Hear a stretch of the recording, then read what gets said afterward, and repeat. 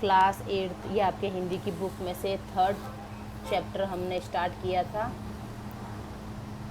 ठीक है, चैप्टर 3 है बस की यात्रा, हरिशंकर परसाई नाम है इनका, लेखक का नाम है। तो ये चैप्टर मैंने 2 पैराग्राफ फिर भी आपको भेज दिए थे करके, लेकिन मैंने वीडियो नहीं बनाया था, है ना बेटा।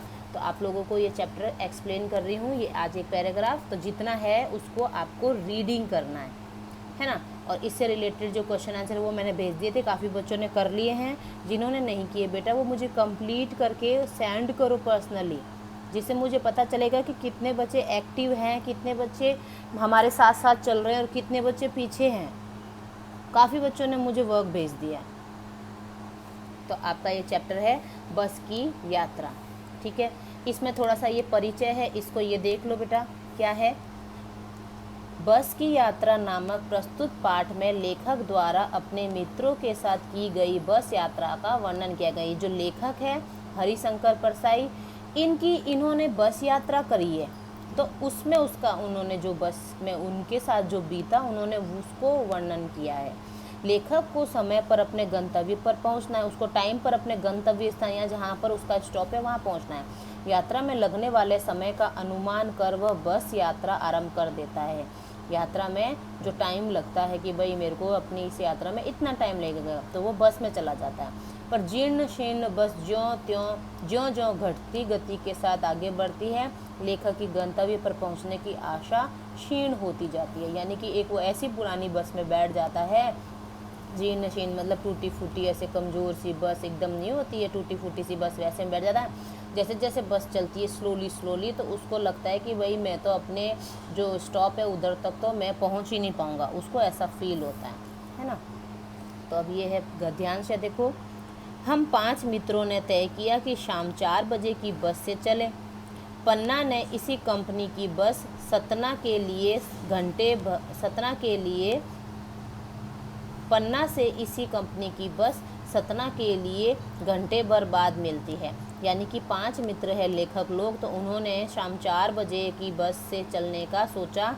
तो पन्ना कोई जगह है, इसी कंपनी की बस, कोई बस की कंपनी सतना के लिए घंटे भर बाद मिलती है, जो जबलपुर की ट्रेन मिला देती है। यानी कि इस टाइम पे निकलेंगे 4 बजे, घंटे भर बाद मिलेगी तो हमको जबलपुर की ट्रेन में बैठा देगी, मतलब हम वहाँ से पकड़ लेंगे ट्रेन, सुबह घर पहुँच जाएंगे। उनका ये आइडिया था।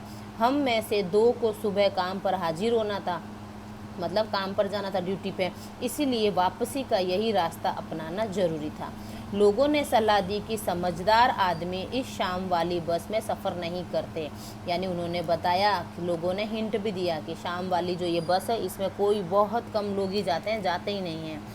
तो क्या रास्ते में डाकू मिलते हैं? नहीं, बस डाकी नहीं। यानी वो ऐसे इमेजिनेशन करने लगे कि लोग मना क्यों कर रहे हैं कि ये शाम वाली बस में नहीं जाते हैं। वो सोचने लगे कि क्या कोई डाकू तो नहीं मिलते रास्ते में, या फिर कोई बस डाकिन है, डायन है, डाकिन है, जो भी है। बस को देखा तो श्रद्धा उमड़ पड़ी। यानी बस देखते ही उसको देखा तो क्या हुआ, खूब वयोवृद्ध थी, यानी कि बहुत बूढ़ी थी, एज में थी, बस बहुत पुरानी थी। सदियों के अनुभव के निशान लिए हुए थे, सदियों के, सालों से जो उसका एक्सपीरियंस था वो उसके निशान लिए हुए थे। इसका मतलब क्या है इस लाइन का, कि जैसे जैसे वो चली, कहाँ पर ठोकर लगी उसको, कहाँ टक्कर लगी, कहाँ पर वो कुछ भी उसको लगी, तो वो उसके निशान, उसके क्या बोलते हैं, वो जो डैम्प वगैरह जो भी होता है, वो डेंट वगैरह है वो लगे हुए, स्क्रैच लगे हुए जो भी है, तो उसके निशान लगे होते हैं। इससे पता चल रहा था कि ये बस बहुत ही पुरानी है। लोग इसीलिए इससे सफ़र नहीं करना चाहते कि वृद्धावस्था में इसे कष्ट होगा। यानी लेखक ऐसे अपनी लैंग्वेज है, अपनी इमेजिनेशन बोल रहा है कि शायद लोग इसीलिए सफ़र नहीं करना चाहते कि ये बस इतनी बूढ़ी है कि कहीं इसको ही कष्ट ना हो बस को। यह बस पूजा के योग्य थी, उस पर सवार कैसे हुआ जाए, यानी वो इतनी एज में थी। तो अब इसके अर्थग्रहण संबंधी प्रश्नोत्तर कराए थे। इतना चैप्टर है, इसको बेटा रीड करना है आपको। आप लोग देखो बेटा, रीडिंग करोगे और आप लोग पेन से लिखोगे तो ये आपके लिए ही अच्छा है। क्यों? क्योंकि देखो मैंने भी देखो कितने टाइम बाद लिखा, तो मेरी राइटिंग भी में भी फ़र्क पड़ गया, गंदी हो गई मेरी हैंड राइटिंग भी। क्यों? क्योंकि मैंने काफ़ी टाइम से मैंने लिखना शुरू किया है। इतने दिन बीच में लिंक टूट गया था लिखने का। हम स्कूल में आते हैं तो बोर्ड में लिखते हैं तो हमारी प्रैक्टिस रहती है, अब हमने कितने टाइम से नहीं लिखा है तो हमारी प्रैक्टिस छूट गई, तो हमारी राइटिंग गंदी हो गई।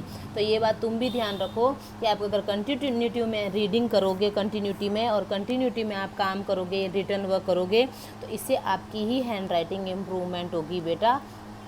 आप भूलोगे नहीं लिखना, पेन की आदत नहीं छूटेगी, पेन की प्रैक्टिस रहेगी आपको लिखने में। अब देखना, आप रिटर्न वर्क करना, अब इतने दिन का गैप हो गया, आपसे पेन पकड़ने में, आपको लिखने में बहुत प्रॉब्लम होगा, आपकी राइटिंग ही अच्छी नहीं होगी, आप खुद सोचोगे कि मैं कैसे काम करूं। हम मेरे से भी ये हो रहा है, इसलिए मैं आपको अपना एक्सपीरियंस बता रही हूँ कि ऐसा होता है। और अगर आप लोगों ने बुक सेट नहीं लिया है बेटा, तो कोशिश यही करो कि कोई रजिस्टर बना लो, या आपके कोई पिछले साल की नोटबुक्स वगैरह होगी उसमें कर लो, रजिस्टर बना लो तो ज़्यादा बेहतर रहेगा।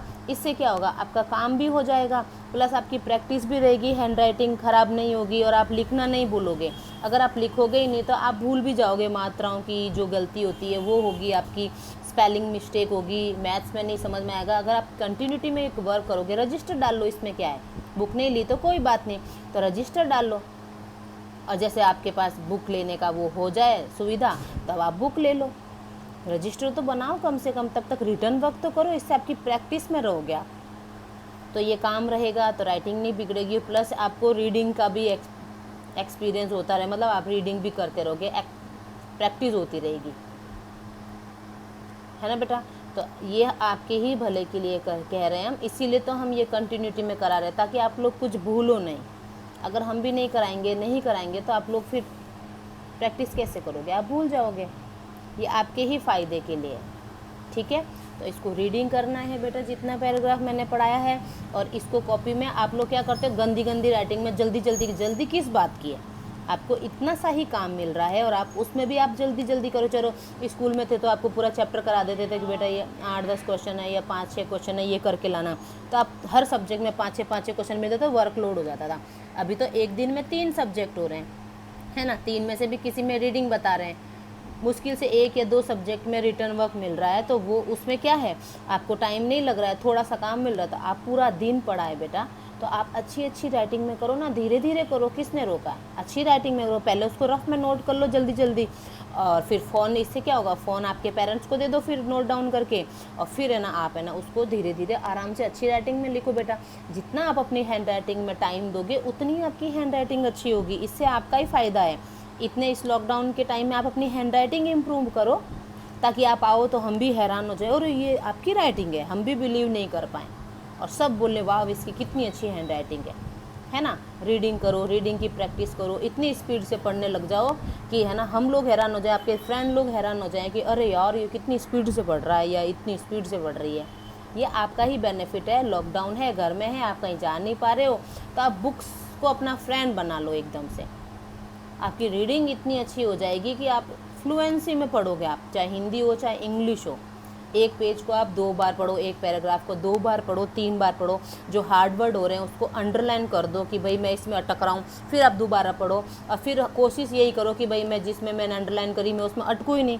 जब तक आप उस वर्ड में अटक रहे हो उसको बार बार पढ़ते रहो, तो आप अटकोगे भी नहीं। देख लेना, फिर आप 2 बार पढ़ोगे, 3 बार पढ़ोगे, 4 बार पढ़ोगे, लास्ट टाइम तक ऐसा होगा कि आप इसको फ्लुएंसी में पूरा पढ़ लोगे, कहीं पर भी मिस्टेक नहीं करोगे, है ना। तो आपका ही फ़ायदा है, अच्छा है ये टाइम आपके लिए। तो अपने जो रीडिंग की है, जो ये रिटर्न, ये जो राइटिंग की स्किल है उसको इम्प्रूवमेंट करो बेटा, क्योंकि काम इतना सारा है भी नहीं। चलो ठीक है, कौन अच्छी हैंड राइटिंग में वर्क करके भेजेगा मेरे को, मैं भी देखती हूँ, ठीक है। और जो ये पैराग्राफ रीड कर लो, उसके बाद मुझे पर्सनली मैसेज सेंड करना है कि मैम मैंने रीड कर लिया है, और बच्चे का नाम लिख के, ताकि मुझे पता चले कि इस बच्चे ने रीड कर लिया, ठीक है। ओके।